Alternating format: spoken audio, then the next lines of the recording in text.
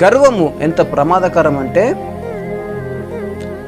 Lucifer అనే ఒక దేవదూత పరలోకంలో ప్రభు సన్నిధానంలో మంచి స్థానంలో ఉండేది.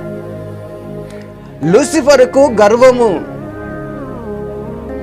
వచ్చినప్పుడు దేవుడు చూసి ఆ లూసిఫర్ను తంతే భూమి మీద వచ్చి పడింది. సేవకుడా, నేను పెద్ద సేవకున్నని, నాకు పెద్ద మందిరం ఉందని, నా దగ్గరికి 1000 ప్రజలు వస్తారని గర్విస్తున్నావేమో, గర్వముతో దేవునికి విరోధమైన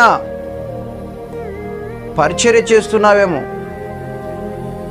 దయచేసి గమనించండి, గర్వము నాశనానికి ముందు నడుస్తుందంట, లేఖనాలు తెలియచేస్తుంది. కాబట్టి గర్వము తగ్గించుకుందాం, దేవునికి మహిమకరమైన పరిచర్య చేస్తూ లక్షలాది ఆత్మలను ప్రభు వైపు తెంపుదాం.